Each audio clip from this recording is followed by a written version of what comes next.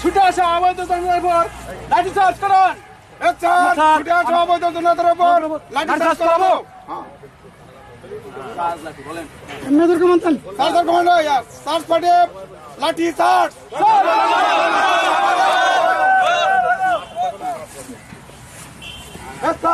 আপনারা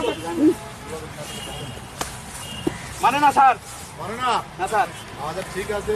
কালো প্যান্ট, ওই সাদা গেঞ্জি, নীল প্যান্ট, এই দুইজনের উপর 2 রাউন্ড রাইফেলের ফায়ার করুন। স্যার আপনারা তো সে ওই লাল গেঞ্জি, ওই সবুজ গেঞ্জি, কালো প্যান্টালার উপর ফায়ার করবো।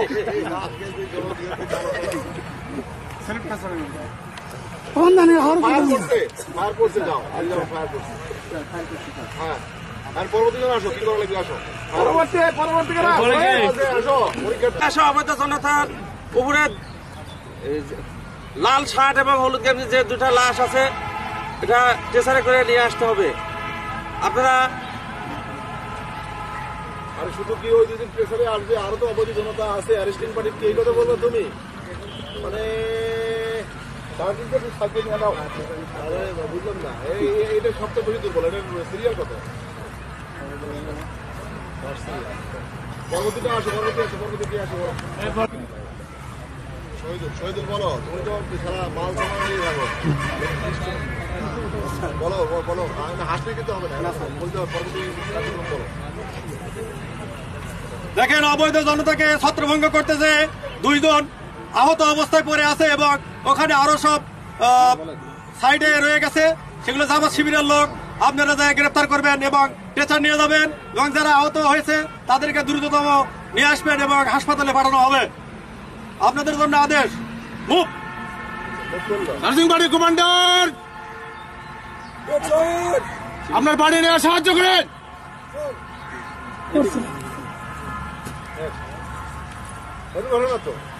রিপোর্ট দেন এখন, কি কি নিয়ে আসবেন রিপোর্ট মারা গেছে। রিপোর্ট বলেন, কি অবস্থা বলেন, না আপনারা বলেন কি অবস্থা বলেন, কি কি নিয়ে আসছেন বলেন। 2টা আহত লোক পাওয়া গেছে, 2টা রামদা পাওয়া গেছে, আর 5 জনকে অ্যারেস্ট করা হয়েছে। স্যার, আমি গ্যাস পার্টির কমান্ডার, আপনার আদেশে 6 রাউন্ড গ্যাস সেলের ফায়ার করছি, 2 স্পিড গ্রেনেড থ্রো করছি। একটা কোম্পানি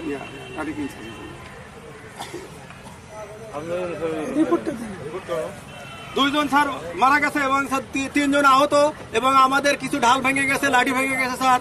আমরা আহতদেরকে সদর হাসপাতালে প্রেরণ করেছি স্যার। নেক্সট হারুল বাসা বলো বলো, নেক্সট কি রিপোর্টটা করো, রিপোর্টটা ভালো হয়, পুরা রিপোর্ট করো, পুরো রিপোর্ট, কি কি ঘটনা, কি হয়েছে না হয়েছে পুরো রিপোর্ট। এই দিন এখানে আমরা এসপি সাহেবের কাছে রিপোর্ট পুরোটা করো, কি ঘটনা স্যার। অবৈধ জনতার উপর হামলা করিয়া তোমাকে নির্দেশ দেওয়া হয়েছিল এরকম কতিপয় জামাত শিবিরের লোকজন আলিয়া হাসান মুজাহিদের ফাঁসির প্রতিবাদে তারা 2 নম্বর গেটে জমায়েত হয় এবং তারা খুবই উত্তেজিত ছিল। তারা সরকারি সম্পদ ভাঙচুর নাশকতা করার জন্য তারা পুলিশ লাইনের দিকে আগে আসতেছিল। আপনার হুকুমে সেখানে আমরা যাই, তাদেরকে নিবৃত্ত দেওয়ার চেষ্টা করি। তারা নিবৃত্ত না হয় আরো ভায়োলেন্ট হয়, আমাদের উপরে ইট পাটকেল নিক্ষেপ করে এবং কি ককটেল নিক্ষেপ। তখন তাদের পরে প্রথমে কি করা হয়, আরে কি করো, ইয়াতে করো, ওরকম করলে তো হবে না। তো আমি তো অর্ধেক বলেই দিলাম, এই পরবর্তী জন আসো, হাবিলদার চলবে না, যাও রিপোর্টটা করো সুন্দরভাবে। রিপোর্ট তো শেখা লাগবে, রিপোর্ট কথাই বলতে পারো না, এটা ইয়াতে এটা হাবিলদার শিখাবা তুমি, ইয়াতে করলে হবে নাকি? হাবিলদার এক ধরনের বড় ধরনের লিডার, মোটিভেটর।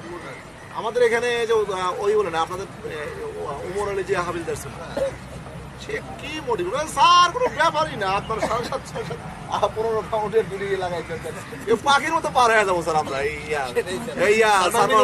পাখির মতো পার হয়ে যাবো। মোটিভেটর, মারাত্মক মোটিভেটর দেখতে, হ্যাঁ। সাতটা হাবিলদার ছিল এবং নিজেও পার হয়ে গেছে, নিজেও ওই বয়সে 50 বছর বয়সে পাখি 55 বছরের পাখির মতো পার হয়ে গেছে, দৌড়ে আগে আগে থাকতো সবার, ভলিবল খেলার সময় সবার আগে আগে ভালো ফুটবলের সময় আগে আগে ফুটবল। এখন তোমার হাবিলদার যদি লিডার না হয়, পেট মোটা হয়, কথা না বলতে পারে, তার কথা তিন প্রকার: দিল্লি চাল, দিল্লির বাচ্চা চাল এবং আন্দা চাল। এখন আমি দিনের প্রথম চাল তিতা চাল এই কাজ কিভাবে করতে হয় আমি একবার নমুনা সহিত করে দেখাবো। আমার প্রতি ভালো করে লক্ষ্য করে দেখুন।